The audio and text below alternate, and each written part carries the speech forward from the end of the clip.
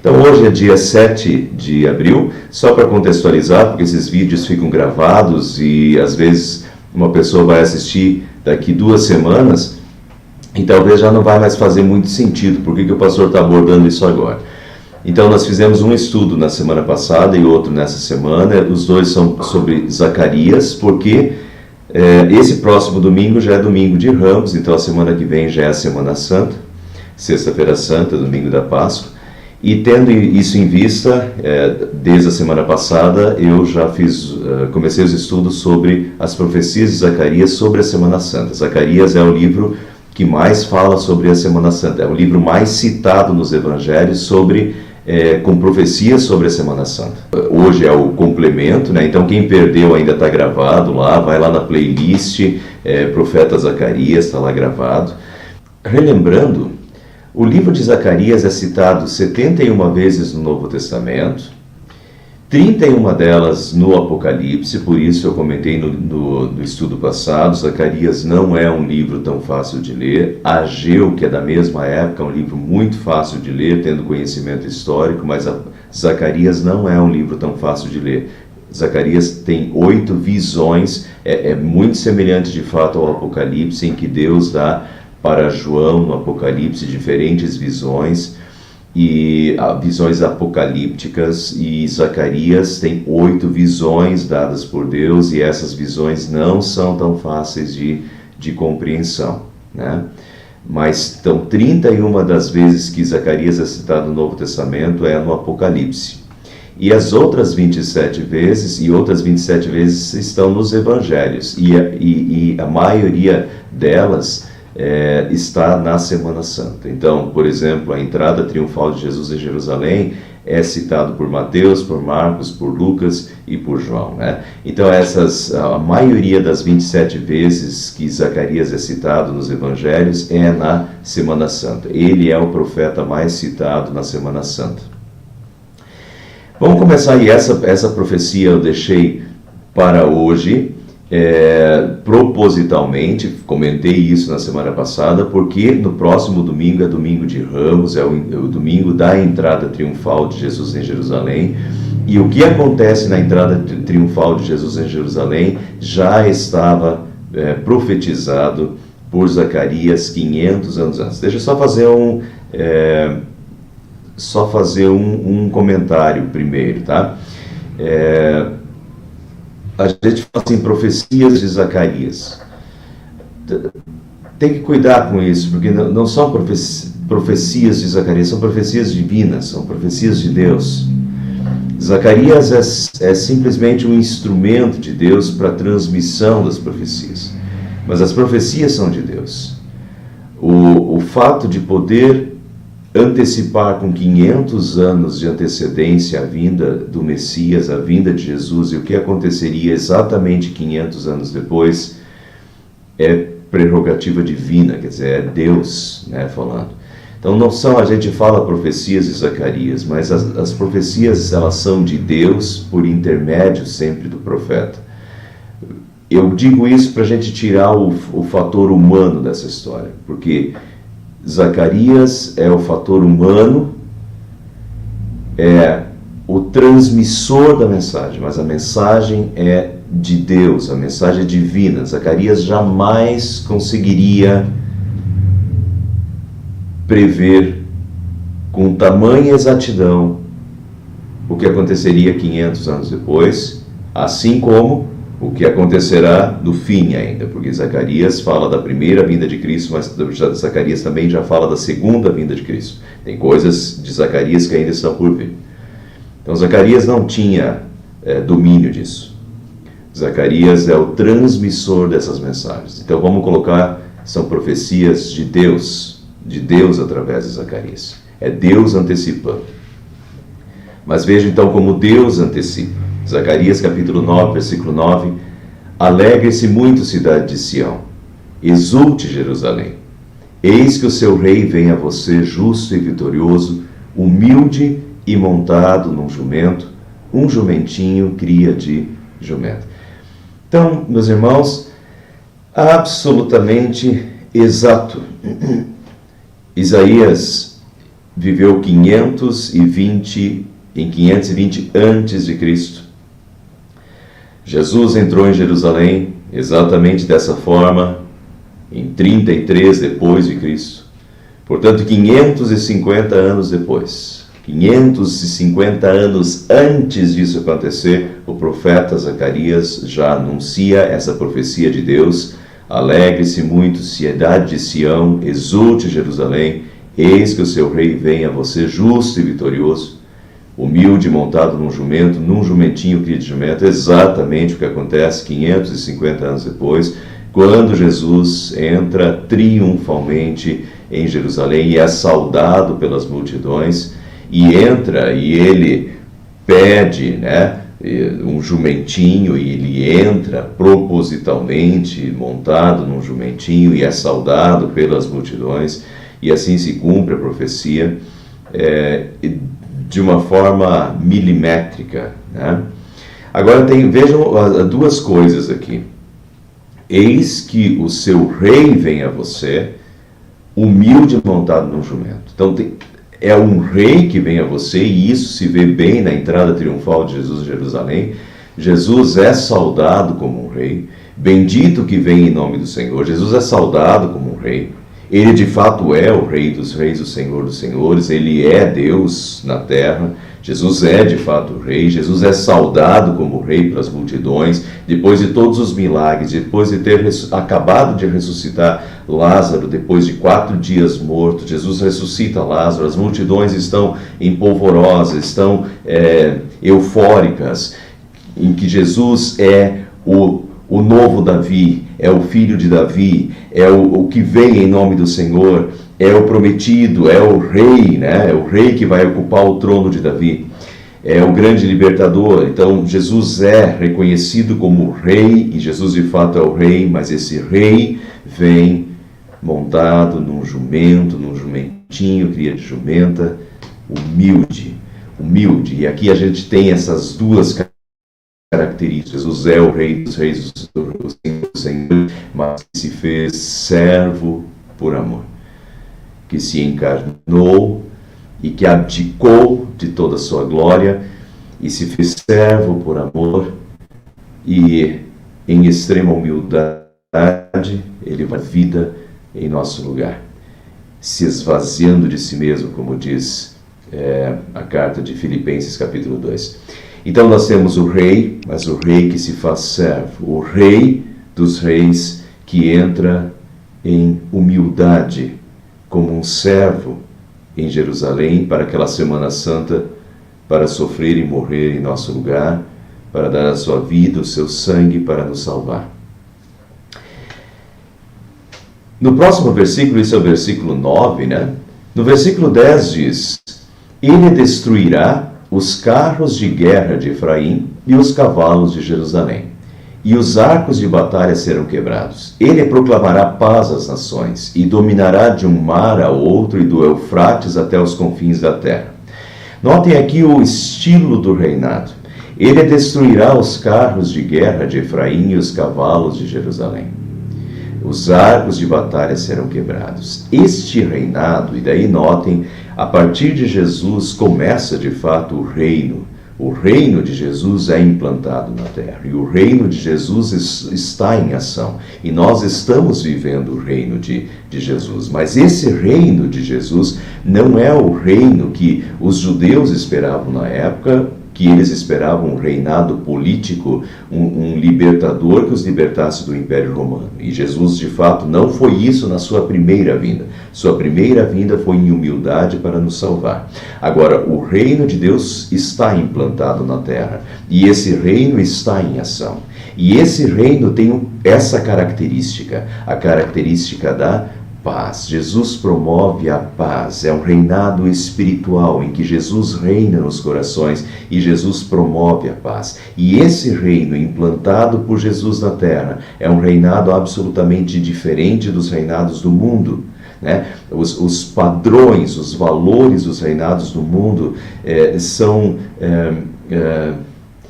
desprezados, né? Não fazem nenhum sentido para Deus. e para o reinado de Cristo é completamente diferente. Vejam, ele destruirá os carros de guerra de Efraim. Efraim é uma forma de falar do reino do norte. Ele destruirá os carros de guerra do reino do norte, os cavalos, e cavalos aqui são os cavalos que puxavam os carros de guerra, os cavalos de Jerusalém. Por exemplo, Deus, esse reino não tem carro de guerra e não tem mais cavalo de guerra. Ele destruirá os carros de guerra e os cavalos de Jerusalém, e os arcos de batalha serão quebrados, não tem mais guerra, né? É um reinado de paz, é um reinado espiritual, é o reinado da paz. Completamente diferente. Vocês notam agora, nós estamos em abril de 2022 e ainda estamos em meio à guerra na Ucrânia, a Rússia e Ucrânia, né? Como isso fica gravado, talvez daqui 3 anos, e espero que isso acabe o quanto antes, né? Mas daqui 3 anos, só para situar o que está acontecendo agora. E nos últimos dias a gente está vendo aí uma polêmica, né? Porque os Estados Unidos, a Inglaterra e outros países estão se unindo para fazer uma super arma, né, supersônica. Então, de novo, é o poderio militar, né? Armas sofisticadas, armas nucleares. Então, o país que tem mais armas é um país que tem mais poderio. Então, tudo no mundo e os governos desse mundo giram em torno de um poderio armamentício, né? É aí que se mostra o poder, é aí que se mantém o poder, na força, né? E não é esse, de forma alguma, esse é o reinado de Cristo, né? O reinado de Jesus é um reinado em que ele proclama a paz às nações, a paz espiritual, o reinado do perdão, o reinado espiritual nos corações. Ele destruirá os carros de guerra, os cavalos, os arcos de batalha. E ele dominará de um mar a outro, do Eufrates até os confins da terra. Esse reinado é um reinado, veja que de novo nós temos aí Estados Unidos, nós temos as superpotências, temos a Rússia, temos a China, temos Canadá, temos... né? E assim a gente tem os reinos do mundo aí, todos com os seus domínios, com as suas fronteiras. O reino de Cristo, esse reino espiritual em que Jesus é o rei, Jesus é de fato o rei, Jesus já está reinando, futuramente reinará e todo joelho se dobrará. Mas enquanto aqui Jesus já está reinando, e o reinado de Jesus é um reinado universal, um reinado de um mar ao outro. Vejam que esses dias nós estávamos falando da Coreia do Sul, né?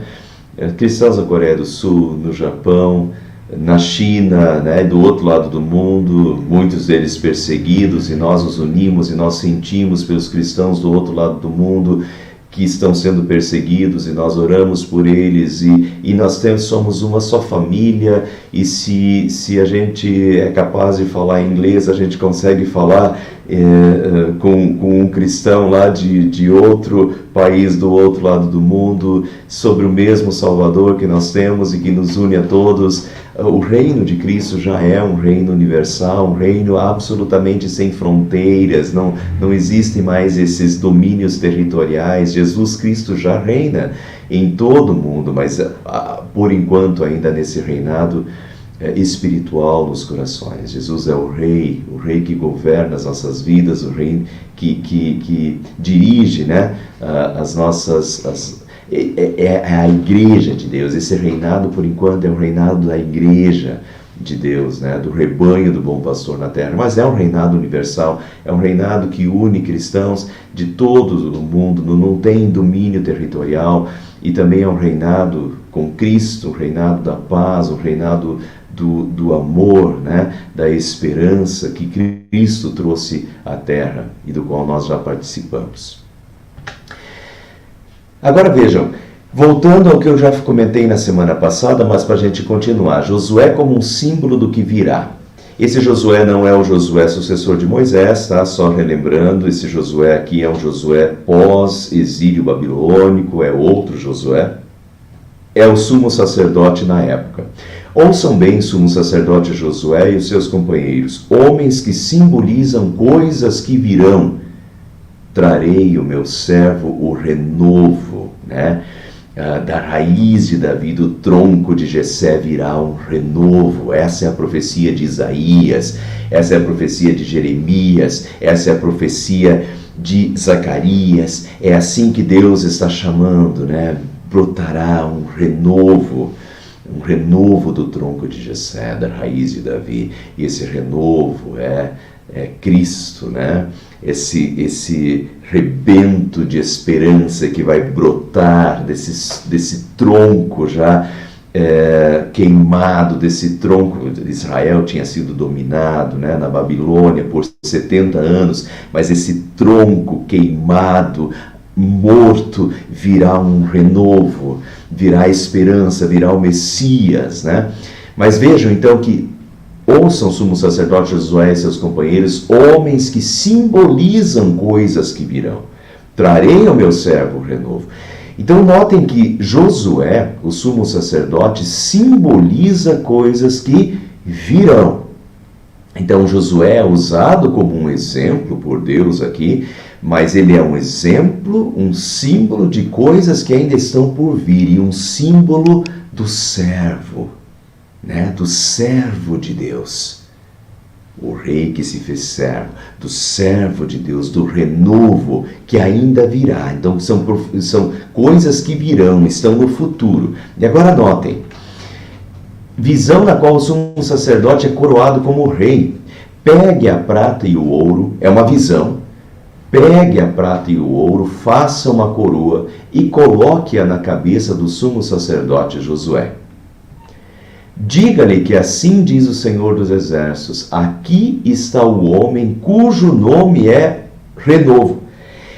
Isso então vai ser dito, é uma visão, tá? Isso não está acontecendo literalmente, é uma visão. Mas essa visão aparece o sacerdote Josué, é para colocar uma coroa, fazer uma coroa de ouro, colocar na cabeça do sumo sacerdote Josué e dizer que aqui está o homem cujo nome é o renovo. Notem que aqui Josué está simbolizando coisas que virão. Trarei o servo. Esse está no futuro ainda. Então Josué aqui está simbolizando alguém que ainda virá. Josué, o sumo sacerdote, está simbolizando alguém que virá. O renovo com letra maiúscula que Deus enviará, né? Então Josué só está servindo como um símbolo aqui, um símbolo de Jesus. E daí continuando, ele será revestido de majestade e se assentará em seu trono para governar. Ele será sacerdote no trono e haverá harmonia entre os dois. Notem aqui então que ele será revestido de majestade. Josué é o sumo sacerdote, mas ele vai ser coroado como rei. Ou seja, ele vai assumir duas funções. A função, ele vai englobar, né? Duas funções, a função de sumo sacerdote e a função de rei. O que não acontecia no Antigo Testamento. No Antigo Testamento tinha o rei e tinha o sumo sacerdote. E era bom que não confundisse essas duas, né? Sempre que uma queria tomar o poder da outra ou se meter muito na outra, dava problema, né? Por causa da corrupção humana.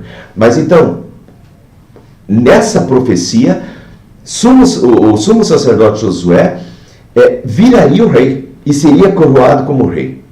Mas Josué é apenas um símbolo do que virá, né? E isso acontece com Jesus.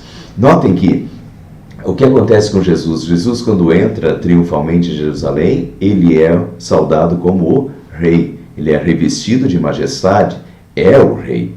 Mas ele também é o sacerdote. E haverá harmonia entre os dois. Então em Jesus nós temos o sumo sacerdote perfeito e o rei perfeito. Jesus é o rei dos reis, o Senhor dos senhores, e ao mesmo tempo Jesus é o sumo sacerdote. A gente fala de que Jesus tinha os três ofícios do Antigo Testamento: rei, profeta e sacerdote. E Jesus é os três ofícios em perfeição: o perfeito rei, o perfeito profeta e o perfeito sumo sacerdote. Então, nessa profecia de Zacarias aqui, a gente já tem isso profetizado. Quem será? Né? E como será? E o renovo de Deus, né? Esse Messias, ele unirá os ofícios, unirá em perfeição, em harmonia, os ofícios de sacerdote e ofício real. E só para vocês verem a conexão, Hebreus diz assim: quando Cristo veio como sumo sacerdote, não por meio de sangue de bodes e novilhos, mas pelo seu próprio sangue, ele entrou no Santo dos Santos de uma vez por todas e obteve eterna redenção. Né? Então, Jesus é o sumo sacerdote perfeito. Os sacerdotes do Antigo Testamento, eles eram responsáveis por fazer os sacrifícios, né? Por interceder diante de Deus pelo povo, por fazer os sacrifícios em lugar do povo. E Jesus agora é o sacerdote, é o sumo sacerdote por excelência, porque Jesus é aquele que intercede em favor da humanidade, mas ele intercede e ele próprio é o sacrifício perfeito, né? Que dá a si mesmo, que dá a sua própria vida uma vez por todas. É o sacerdote perfeito, aquele que intercede perfeitamente, aquele que presta o sacrifício perfeito, não com sangue de bodes e novilhos, mas pelo seu próprio sangue, né? O sangue redentor perfeito de Cristo. E ao mesmo tempo ele é o rei, então ele é o rei dos reis, o Senhor dos senhores, mas ao mesmo tempo ele é o sumo sacerdote, né? Humilde, que entra em Jerusalém montado num jumentinho, né? Como um servo de Deus para salvar a humanidade. Então aí nós temos a profecia de Zacarias se cumprindo perfeitamente na entrada triunfal de Jesus em Jerusalém, né? Como o rei que vem humilde, o sacerdote, o rei, mas em majestade, né? Revestido de majestade, o rei entrando em Jerusalém, mas ao mesmo tempo ele é o humilde servo de Deus que dará a sua vida, né? O sumo sacerdote que se entregará como sacrifício pela humanidade, para o pecado de todo mundo, pelos nossos pecados também. E agora eu quero fazer, juntando os que não viram na semana passada, mas os que viram também, eu quero dar uma juntada, resumidamente, nas profecias, então, de Zacarias sobre a Semana Santa. Vamos fazer um apanhado geral. Zacarias fala da vinda do pastor.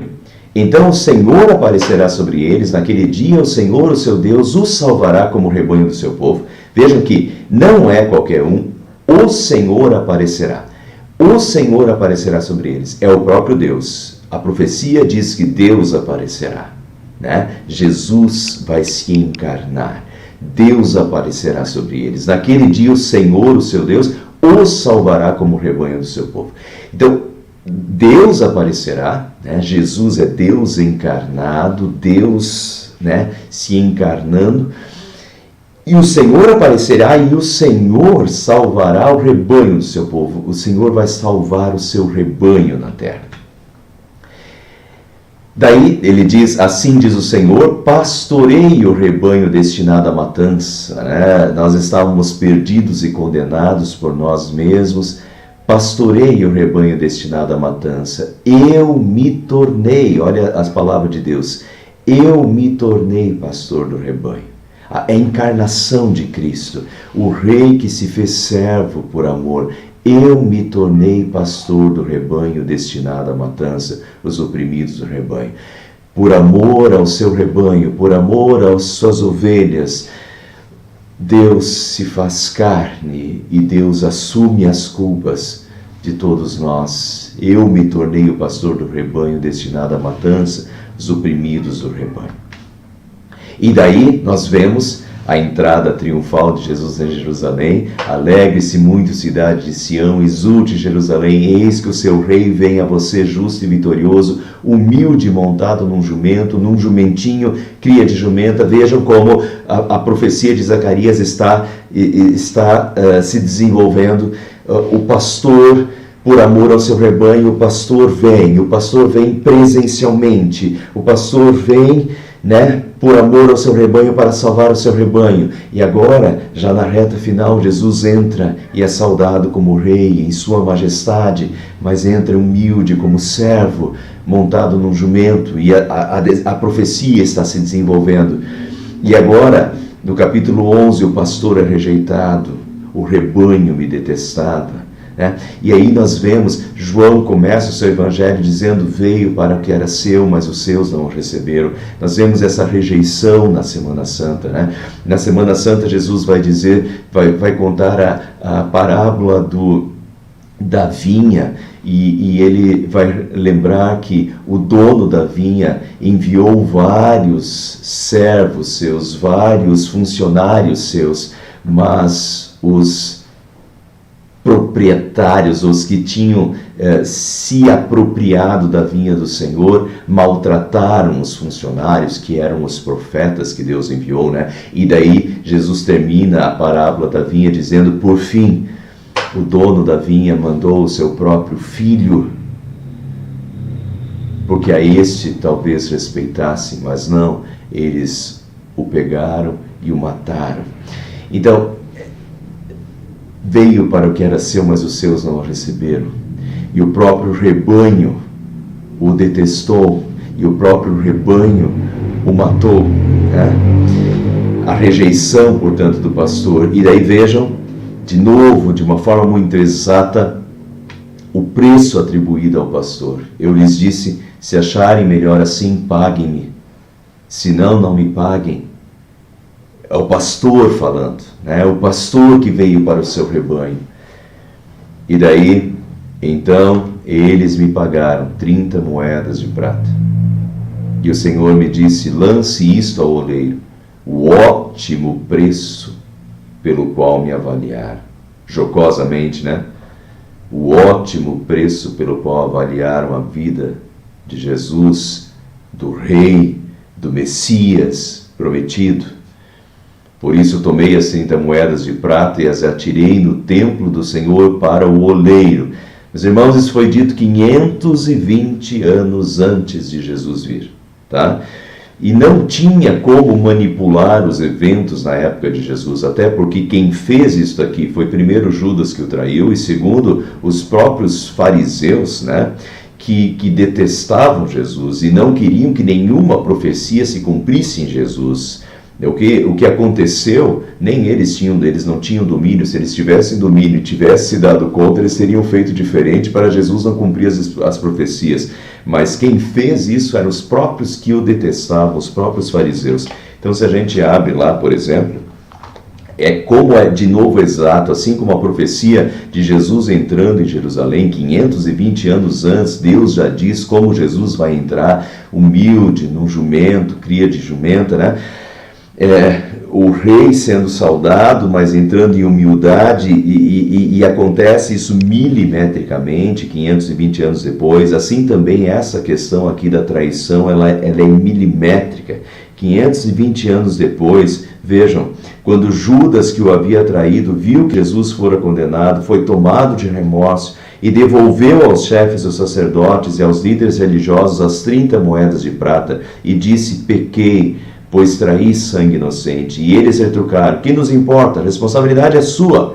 Então Judas jogou o dinheiro dentro do templo, e quando saiu, foi e enforcou-se. Vejam, jogou, lance isto, eles pagaram 30 moedas de prata, e o Senhor disse: lance isto ao oleiro, o ótimo preço. Daí, continuando, o que eles fizeram com as 30 moedas de prata? Isso na época de Jesus. Os chefes dos sacerdotes ajuntaram as moedas e disseram: é contra a lei colocar esse dinheiro no tesouro, visto que é preço de sangue. Então decidiram usar aquele dinheiro para comprar o campo do oleiro. Compraram o campo do oleiro. Usaram as 30 moedas de prata lançadas por Judas ali no templo, e compraram a casa do oleiro. É simplesmente sensacional. Se eles se dessem conta, com certeza eles fariam diferente para não se cumprir a profecia, mas eles acabam cumprindo milimetricamente a profecia, e esse é o ótimo preço pelo qual avaliaram a vida do pastor enviado por Deus para a salvação do seu rebanho. 30 moedas de prata, que era o preço da lei mosaica pela vida de quanto valia um escravo em Israel. E esse foi o preço avaliado pela vida de Jesus, 30 moedas de prata. Então se cumpre exatamente. E essas profecias ditas 500 anos antes, são profecias da Semana Santa, a entrada de Jesus em Jerusalém, essa profecia que envolve a traição de Judas, que envolve o preço, que envolve a compra desse cemitério depois, a casa do oleiro, e se cumpre exatamente. Deus escreve a história. Meus irmãos, Deus escreve a história. Deus sempre escreveu, né?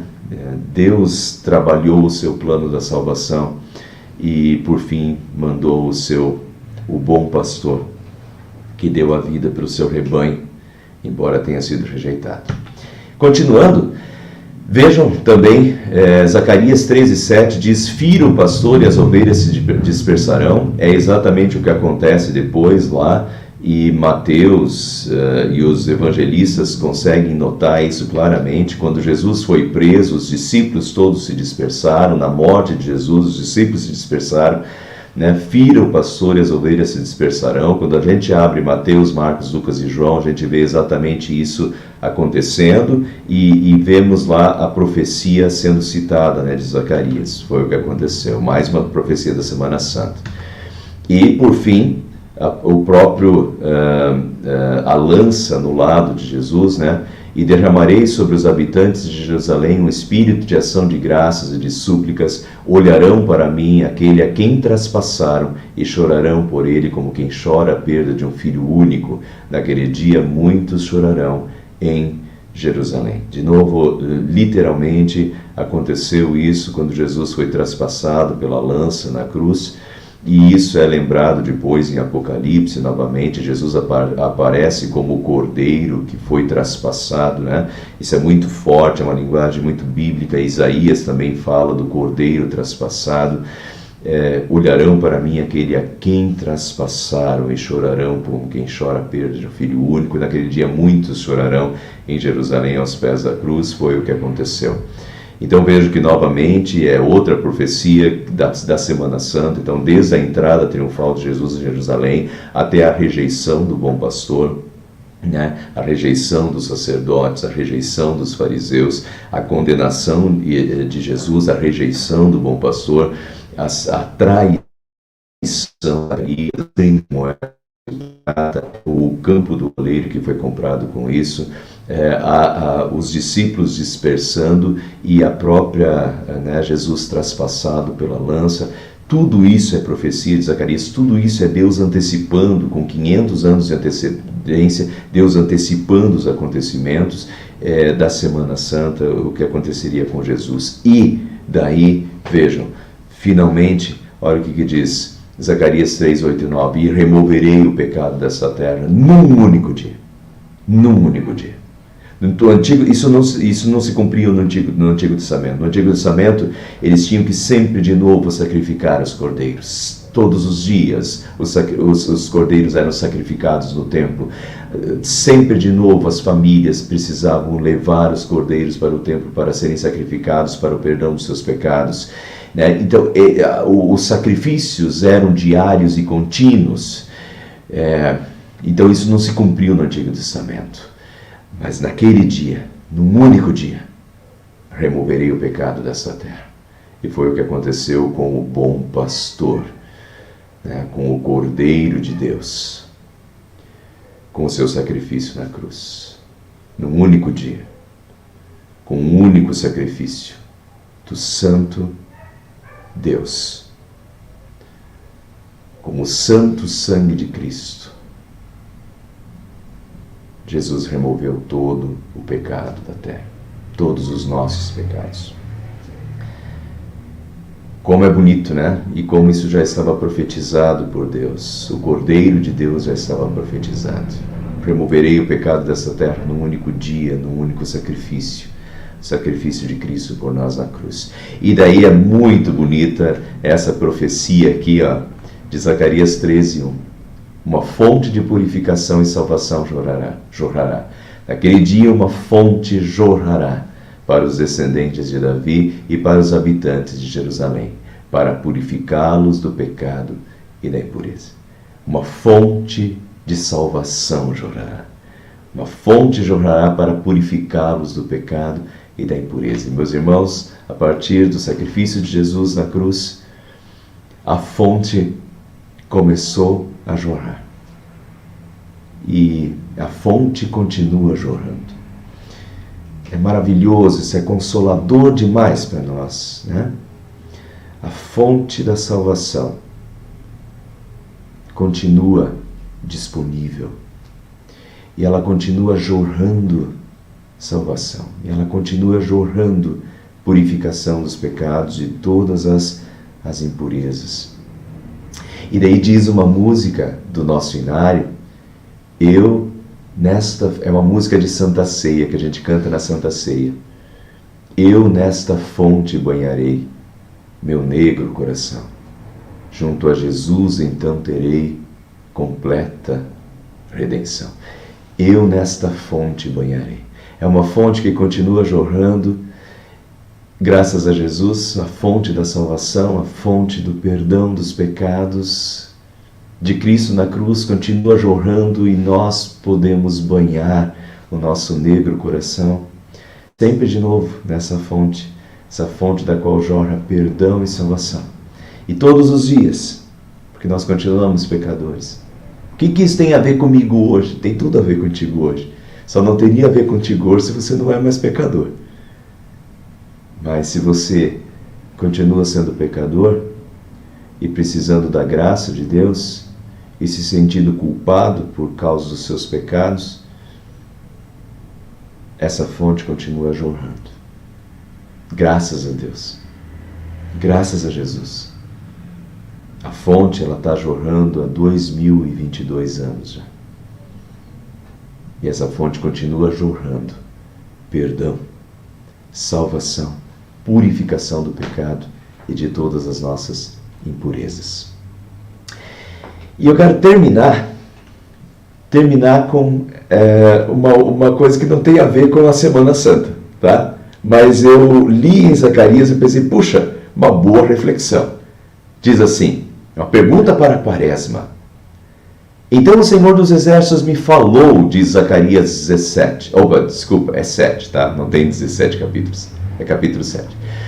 Então o Senhor dos Exércitos me falou, pergunte a todo o povo e aos sacerdotes, quando vocês jejuaram no 5º e no 7º meses, durante os últimos 70 anos, o tempo do cativeiro babilônico, né? Foi de fato para mim que jejuaram? E quando comiam e bebiam, não era para vocês mesmos que o faziam? Nossa, que acusação de Deus, né? E é bem, né? Quando vocês jejuaram, né? Eles jejuavam no 5º, no 7º mês, então eles levavam isso muito a sério, eles eram muito criteriosos, eles jejuavam no 5º e no 7º dia, né? Durante 70 anos eles fizeram isso. Mas Deus pergunta assim, foi de fato para mim que jejuaram? Vocês jejuaram. Vocês jejuaram sempre no 5º e no 7º mês. Eu vi. Mas foi para mim que vocês jejuaram? E quando vocês comiam e bebiam, não era para vocês mesmos que o faziam? Eles fizeram. Todo o 5º e 7º mês eles jejuaram durante 70 anos. Deus viu. Mas foi para mim que vocês jejuaram? E quando vocês comeram e beberam, não era para vocês mesmos que o faziam? O que eu quero dizer com isso? Semana que vem é a Semana Santa. E a gente de novo vai passar pela Páscoa. E a gente vai comer e beber, e a gente vai de novo festejar a Páscoa. Cada um do seu jeito. Mas nós vamos lembrar de novo da Páscoa, como sempre fizemos, como todos os anos fizemos. Não no 5º e no 7º ano, mas sempre na mesma época. Nós lembramos da Páscoa, nós passamos pela Páscoa. A gente faz refeições especiais de Páscoa, na Sexta-feira Santa, no domingo de Páscoa. A gente tem o culto de Sexta-feira Santa, a gente tem o culto de Páscoa. Os rituais estão todos presentes e nós vamos passar por todos eles de novo. Mas, quando vocês fizeram isso, pergunta Deus, foi para mim que vocês fizeram? Ou vocês simplesmente comeram, beberam e jejuaram? Mas o coração não estava com Deus. Então, meus irmãos, que o nosso coração, que a gente não simplesmente faça, a gente vai fazer, mas não basta fazer. Foi para mim que vocês fizeram, que a gente passe por tudo isso e faça tudo isso. Sexta-feira Santa, domingo, as nossas refeições, lembrando, de fato, de Jesus, do seu sacrifício, por nós, por amor a nós, para que nós tenhamos perdão, vida e salvação eterna. Amém. Eu vou fazer um último estudo sobre Zacarias, daí já como a semana que vem termina com o domingo da Páscoa, né, a glorificação de Jesus, a ressurreição de Jesus. Na quinta-feira, daqui 2 semanas, eu vou pegar as últimas profecias de Zacarias, quando Zacarias já fala da segunda vinda de Cristo e fala da exaltação de Cristo, né? Jesus já não como o rei que veio em humildade, mas Jesus como o Rei dos Reis de fato, né, que virá sobre as nuvens do céu com poder e majestade, e depois da ressurreição de Jesus a gente consegue se encher de esperança, então, né, com a segunda vinda de Cristo. A gente vai terminar esse estudo de Zacarias olhando para essas profecias da segunda vinda de Cristo